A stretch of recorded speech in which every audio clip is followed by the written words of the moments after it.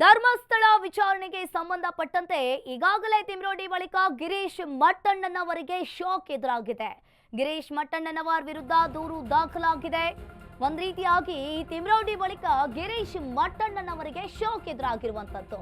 ಗಿರೀಶ್ ಮಟ್ಟಣ್ಣನವರ ವಿರುದ್ಧ ದೂರು ದಾಖಲಾಗಿದೆ. ಮಟ್ಟಣ್ಣನವರ ವಿರುದ್ಧ ಮಹಿಳಾ ಆಯೋಗಕ್ಕೆ ಈಗ ದೂರು ದಾಖಲಾಗಿರುವಂತದ್ದು. ಮಹಿಳೆಯರಿಗೆ ನಿಂದನೆ ಆರೋಪದಡಿ ಈಗಾಗಲೇ ದೂರು ದಾಖಲಾಗಿದೆ. ಸಾಮಾಜಿಕ ಕಾರ್ಯಕರ್ತೆಯರಿಂದ ಆಯೋಗಕ್ಕೆ ಈಗ ದೂರು ನೀಡಿದ್ದಾರೆ. ಕಾವೇರಿ ಕೇದಾರ್ನಾಥ್ ನೇತೃತ್ವದಲ್ಲಿ ದೂರು ಸಲ್ಲಿಕೆಯನ್ನ ಮಾಡಿದ್ದಾರೆ. ತಿಮ್ರೋಡಿ ಬಳಿಕ ಗಿರೀಶ್ ಮಟ್ಟಣ್ಣನವರಿಗೆ ಶಾಕ್ ಎದುರಾಗಿರುವಂತದ್ದು. ಗಿರೀಶ್ ಮಟ್ಟಣ್ಣನವರ ವಿರುದ್ಧ ದೂರು ದಾಖಲಾಗಿದೆ. ಮಟ್ಟಣ್ಣನವರ ವಿರುದ್ಧ ಮಹಿಳಾ ಆಯೋಗಕ್ಕೆ ಈಗಾಗಲೇ ದೂರು ದಾಖಲಾಗಿದೆ. ಮಹಿಳೆಯರಿಗೆ ನಿಂದನೆ ಆರೋಪದಡಿ ಈಗಾಗಲೇ ದೂರು ದಾಖಲು ಮಾಡಿದ್ದಾರೆ. ಗಿರೀಶ್ ಮಟ್ಟಣ್ಣನವರಿಗೆ ಈಗ ಶಾಕ್ ಮೇಲೆ ಶಾಕ್ ಎದುರಾಗಿರುವಂತದ್ದು. ಮಟ್ಟಣ್ಣನವರ ವಿರುದ್ಧ ಮಹಿಳಾ ಆಯೋಗಕ್ಕೆ ಈಗಾಗಲೇ ದೂರನ್ನ ಕೊಟ್ಟಿದ್ದಾರೆ. ಮಹಿಳೆಯರಿಂದ ನಿಂದನೆ ಆರೋಪದಡಿ ದೂರು ದಾಖಲಾಗಿದೆ. ಈ ಮಹೇಶ್ ಶೆಟ್ಟಿ ತಿಮರೊಡ್ಡಿ ಹಾಗೆ ಒಂದ್ ರೀತಿಯಾಗಿ ಇವರನ್ನ ನೋಡ್ತಾ ಇದ್ರೆ ಷಡ್ಯಂತ್ರ ಮೇಲೆ ಷಡ್ಯಂತ್ರವನ್ನ ಧರ್ಮಸ್ಥಳದ ವಿಚಾರದಲ್ಲಿ ರೂಪಿಸ್ತಾ ಇದ್ದಾರೆ. ಗಿರೀಶ್ ಮಟ್ಟಣ್ಣನವರ ವಿರುದ್ಧ ಈಗ ಸಾಮಾಜಿಕ ಕಾರ್ಯಕರ್ತೆಯರಿಂದ ದೂರು ದಾಖಲಾಗಿರುವಂತದ್ದು.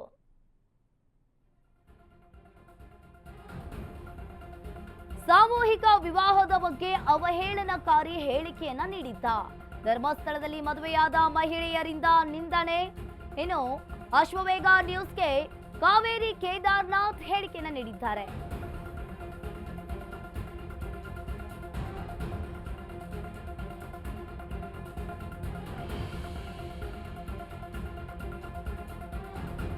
ಮಟ್ಟಣ್ಣನವರ ವಿರುದ್ಧ ಕ್ರಮ ಕೈಗೊಳ್ಳುವಂತೆ ಒತ್ತಾಯ ಕೇಳಿ ಬಂದಿದೆ. ಸಾಮೂಹಿಕ ವಿವಾಹದ ಬಗ್ಗೆ ಈತ ಅವಹೇಳನಕಾರಿ ಹೇಳಿಕೆಯನ್ನ ನೀಡಿದ್ದ. ಧರ್ಮಸ್ಥಳದಲ್ಲಿ ಮದುವೆಯಾದ ಮಹಿಳೆಯರ ನಿಂದನೆಯನ್ನ ಮಾಡಿದ್ದ. ಅಶ್ವವೇಗ ನ್ಯೂಸ್ಗೆ ಕಾವೇರಿ ಕೇದಾರ್ನಾಥ್ ಹೇಳಿಕೆಯನ್ನ ನೀಡಿದ್ದಾರೆ.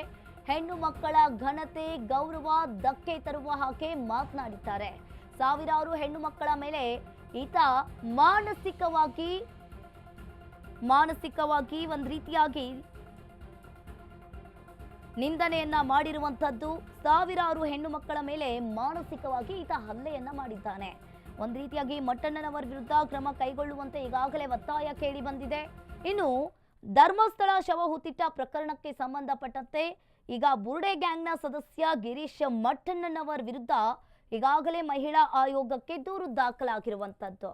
ಇನ್ನು ಒಂದ್ ರೀತಿಯಾಗಿ ಮಹಿಳೆಯರಿಗೆ ನಿಂದನೆ ಆರೋಪ. ಗಿರೀಶ್ ಮಟ್ಟಣ್ಣ ಧರ್ಮಸ್ಥಳದಲ್ಲಿ ಶವ ಹುಟ್ಟಿದ ಸಾಕಷ್ಟು ದೂರುಗಳು ಕೂಡ ದಾಖಲಾಗ್ತಾ ಇದೆ. ಅದೇ ರೀತಿಯಾಗಿ ಮಹಿಳಾ ಆಯೋಗಕ್ಕೆ ಕೂಡ ಗಿರೀಶ್ ಮಟ್ಟಣ್ಣ ಅವರ ವಿರುದ್ಧ ಒಂದು ದೂರು ಕೂಡ ದಾಖಲಾಗಿರುವಂಥದ್ದು. ಈಗ ದೂರು ದಾಖಲು ಮಾಡಿರುವಂತಹ ದೂರುದಾರರು ಕೂಡ ಇವಾಗ ನಮ್ಮ ಜೊತೆ ಇದ್ದಾರೆ. ಮೇಡಮ್, ಈಗ ಏನಂತ ದೂರು ದಾಖಲಾಗಿದೆ ಮೇಡಮ್? ಮತ್ತೆ ಅವರು ಹೇಳಿದಂತಹ ಆ ಶಬ್ದಗಳು ಯಾವ ರೀತಿ, ಅಂದ್ರೆ ಅಸಭ್ಯವಾಗಿತ್ತ, ಯಾವ ರೀತಿ ಮಾಡ್ತಾ ಇದ್ರು?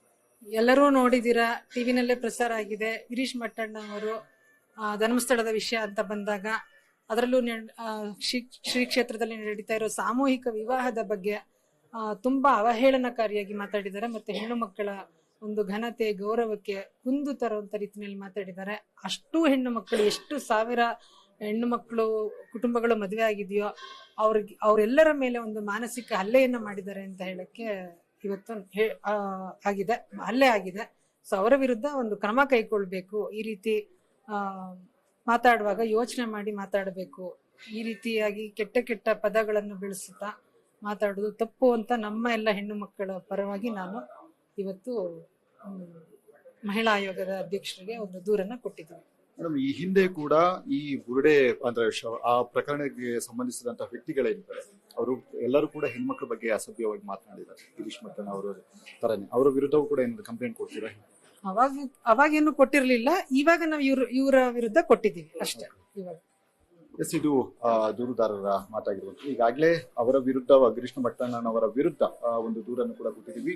ಅವರ ವಿರುದ್ಧ ಕ್ರಮವನ್ನ ಕೈಗೊಳ್ಳಿ ಅಂತ ಹೇಳಿ ಮಹಿಳಾ ಆಯೋಗಕ್ಕೆ ಮನವಿಯನ್ನು ಮಾಡಿದ್ದಾರೆ ಅನ್ನುವಂಥದ್ದು ಅವರ ಹೇಳಿಕೆ. ಕ್ಯಾಮರಾಮನ್ ಸುನೀಲ್ ಜೊತೆ ಅಭಿಷೇಕ್ ಜಯಶಂಕರ್, ಅಶ್ವವೇಗ ನ್ಯೂಸ್. ಬುರುಡೆ ಗ್ಯಾಂಗ್ ಪ್ರಕರಣಕ್ಕೆ ಸಂಬಂಧಪಟ್ಟಂತೆ ಈಗಾಗಲೇ ಚಿನ್ನಯ್ಯ ಬಂಧನದ ಬೆನ್ನಲ್ಲೇ ತಿಮ್ರೋಡಿಗೆ ಬಿಗ್ ಶಾಕ್ ಎದುರಾಗಿದೆ.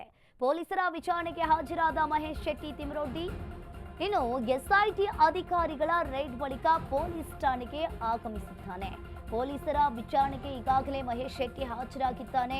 ಎಸ್ಐಟಿ ಅಧಿಕಾರಿಗಳ ರೈಡ್ ಬಳಿಕ ಪೊಲೀಸ್ ಠಾಣೆಗೆ ಹಾಜರಾಗಿರುವಂತದ್ದು. ಬ್ರಹ್ಮಾವರ ಪೊಲೀಸರ ಕರ್ತವ್ಯಕ್ಕೆ ಅಡ್ಡಿಪಡಿಸಿದ ಆರೋಪ ಕೇಳಿ ಬಂದಿದೆ. ವಿಚಾರಣೆಗೆ ಬರುವಂತೆ ಪೊಲೀಸರು ಆತನಿಗೆ ನೋಟಿಸ್ ಅನ್ನ ನೀಡಿದ್ರು. ಬೆಳ್ತಂಗಡಿ ಪೊಲೀಸರಿಂದ ನೋಟಿಸ್ ಹಿನ್ನೆಲೆಯಲ್ಲಿ ಮಹೇಶ್ ಶೆಟ್ಟಿ ಈಗ ಹಾಜರಾಗಿರುವಂತದ್ದು. ಎಸ್ಐಟಿ ರೇಡ್ ಬಳಿಕ ಬಹಿರಂಗವಾಗಿ ಈತ ಕಾಣಿಸಿಕೊಂಡಿರಲಿಲ್ಲ. ಆದ್ರೆ ಇಲ್ಲಿ ಒಂದ್ ರೀತಿಯಾಗಿ ಎಸ್ಐಟಿ ರೇಡ್ ಬಳಿಕ ಬಹಿರಂಗವಾಗಿ ಈತ ಕಾಣಿಸಿಕೊಂಡಿರಲಿಲ್ಲ. ಈಗ ಬೆಳ್ತಂಗಡಿ ಪೊಲೀಸ್ ಠಾಣೆಗೆ ತಿಮರೋಟಿ ಇವತ್ತು ಹಾಜರಾಗಿದ್ರು. ಚಿನ್ನಯ್ಯ ಬಂಧನದ ಬೆನ್ನಲ್ಲೇ ಈಗ ತಿಮರೋಟಿ ಅವರಿಗೆ ಬಿಗ್ ಶಾಕ್ ಎದುರಾಗಿದೆ. ಪೊಲೀಸರ ವಿಚಾರಣೆಗೆ ತಿಮರೋಟಿ ಹಾಜರಾಗಿದ್ದಾರೆ. ಮಾಸ್ಕ್ ಮ್ಯಾನ್ ಚಿನ್ನಯ್ಯ ಮತ್ತು ಮಹೇಶ್ ಶೆಟ್ಟಿಗೆ ನಂಟೇನಾಗಾದ್ರೆ, ಇವರಿಬ್ರು ನಡುವೆ ಏನು ಹಾಗಾದ್ರೆ ಸಂಬಂಧ? ಚಿನ್ನಯ್ಯ ಬರ್ತಾ ಇದ್ದ ಕಾರಿನಲ್ಲಿಗೆ ತಿಮರೋಟಿ ಎಂಟ್ರಿ ಆಗಿದ್ದಾನೆ. ಬೆಳ್ತಂಗಡಿ ಪೊಲೀಸ್ ಠಾಣೆಗೆ ಆಗಮಿಸಿರುವ ಮಹೇಶ್ ಶೆಟ್ಟಿ ಮಾಸ್ಕ್ ಮ್ಯಾನ್ಗೆ ತನ್ನ ಕಾರನ್ನ ನೀಡಿದ್ರ ಹಾಗಾದ್ರೆ ತಿಮರೋಟಿ? ಇದೀಗ ಚಿನ್ನಯ್ಯಗೆ ನೀಡಿದ್ದ ಕಾರಿನಲ್ಲಿಗೆ ಈತ ಆಗಮಿಸಿದ್ದಾನೆ. ಕೆಲವೇ ಹೊತ್ತಲ್ಲಿ ಮಹೇಶ್ ಶೆಟ್ಟಿ, ತಿಮರೋಟಿ, ಎಸ್ಐಟಿ ಅಧಿಕಾರಿಗಳು ವಿಚಾರಣೆಯನ್ನ ಮಾಡ್ತಾರೆ. ಮಾಸ್ಕ್ ಮ್ಯಾನ್ ಚಿನ್ನಯ್ಯ ಹಾಗೂ ಮಹೇಶ್ ಶೆಟ್ಟಿಗೆ ಏನ್ ಹಾಗಾದ್ರೆ ನಂಟು? ಇವರಿಬ್ರು ಹೇಗೆ ಪರಿಚಯ? ಯಾವ ರೀತಿಯಾಗಿ ಇವರಿಬ್ರು ಪರಿಚಯವಾದ್ರು? ಎಲ್ಲಿಂದ ಬಂದ್ರು? ಹಾಗಾದ್ರೆ ಚಿನ್ನಯ್ಯನಿಗೂ ಕೂಡ ಮಹೇಶ್ ಶೆಟ್ಟಿ, ತಿಮರೋಟಿಗೆ ಏನಾಗಾದ್ರೆ ಸಂಬಂಧ? ಇದೆಲ್ಲದರ ಕುರಿತು ಈಗಾಗಲೇ ಎಸ್ಐಟಿ ಅಧಿಕಾರಿಗಳು ಮಹೇಶ್ ಶೆಟ್ಟಿ, ತಿಮರೋಟಿಗೆ ವಿಚಾರಣೆಯನ್ನ ಮಾಡ್ತಾ ಇದ್ದಾರೆ. ಮಾಸ್ಕ್ ಮ್ಯಾನ್ಗೆ ತನ್ನ ಕಾರನ್ನ ಈತ ನೀಡಿದ್ನಂತೆ. ಇನ್ನು ಇದೀಗ ಚಿನ್ನಯ್ಯಗೆ ನೀಡಿದ್ದ ಕಾರಿನಲ್ಲಿಗೆ ಈತ ಆಗಮಿಸಿದ್ದಾನೆ. ಚಿನ್ನಯ್ಯ ಅವಾಗೆಲ್ಲ ತನ್ನ ಕಾರಿನಲ್ಲಿ ಬರ್ತಾ ಇದ್ದ. ಹಾಗಾದ್ರೆ ಆ ಕಾರು ಈ ತಿಮರೋಟಿಯತ್ತು. ಈ ತಿಮರೋಟಿ ಬಂದಂತಹ ಕಾರಿನಲ್ಲಿಯೇ ಚಿನ್ನಯ್ಯ ಕೂಡ ಬರ್ತಾ ಇದ್ದ.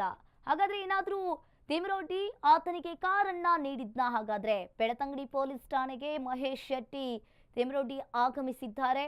ಇನ್ನು ಮಾಸ್ಕ್ ಮ್ಯಾನ್ಗೆ ತನ್ನ ಕಾರನ್ನ ನೀಡಿದ್ದ ತಿಮರೋಟಿ.